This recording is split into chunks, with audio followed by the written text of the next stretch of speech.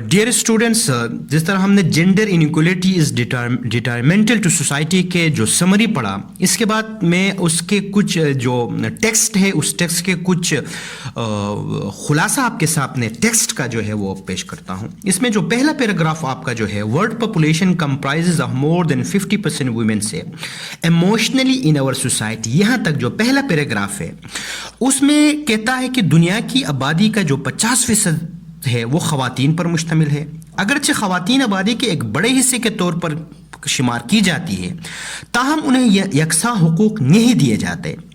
انہیں مناسب تعلیم، صحت کی سہولیات، غذائیت سے محروم رکھا گیا ہے۔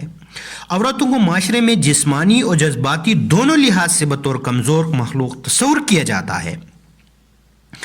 اب دوسرا جو پیراگراف ہے، women in many poor and under developing countries lead a miserable life سے لے کے that this gender inequality is violation of equal human law and rules، یہ 194 پیج میں ہے، دوسرا پیراگراف ہے۔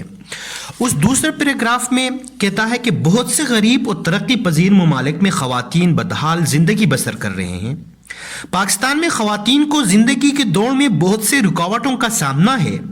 وہ مناسب تعلیم حاصل کرنے کے قابل نہیں ہے۔ آبادی کا تقریباً 70% حصہ دیہاتی علاقوں میں رہتا ہے۔ بہت سے دیہاتی علاقے جس میں ہائی سیکنڈری سکول ہوتے ہیں، مردوں کے سکولوں کے مقابلے میں لڑکیوں کے لیے صرف پرائمری سکول ہوتے ہیں۔ جیسا کہ آبادی کا بیشتر حصہ ناخواندہ اور قدامت پسند ہے، لہٰذا والدین اپنے بیٹیوں کو سکول نہیں بھیجتے۔ یہی وجہ ہے کہ مرد و زن کے درمیان تعلیم کا تناسب خطر انگیز ہے۔ تعلیم ضروری ہے اگر ہم اپنے قوم، اپنے ملک کو ترقی کرتا ہوا دیکھنا چاہتے ہیں۔ یہ کہا جاتا ہے اگر تم مرد کو تعلیم دیتے ہو تو تم فرد واحد کو تعلیم دیتے ہو، لیکن اگر تم ایک عورت کو تعلیم دیتے ہو تم ایک خاندان کو تعلیم دیتے ہو۔ لیکن پاکستان میں عورتیں اس قسم کی سہولیات سے محروم ہیں۔ انہیں تعلیم حاصل کرنے کے سلسلے میں یکساں مواقع نہیں دیے گئے ہیں۔ مرد اور عورت گاڑی کے دو پہیوں کی طرح ہے، جس میں ایک پہیے کے فعل کا دار و مدار دوسرے پہیے کے فعل پر ہے۔ اگر ان میں سے ایک پہیہ ناکارہ ہو تو دوسرا پہیہ جو ہے اچھی طرح کام نہیں کر سکتا۔ اسلام اپنے پیروکاروں کو تعلیم دیتا ہے۔ دیکھیں، اس لیے کہتے ہیں کہ Islam teach its followers that seeking of knowledge is the duty of every Muslim, یہ حدیث شریف ہے۔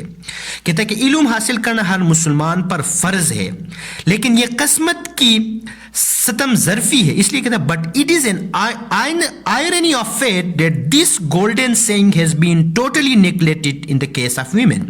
لیکن اس لیے کہتا ہے کہ لیکن یہ قسمت کی ستم ظرفی ہے کہ عورتوں کے معاملے میں اس سنہری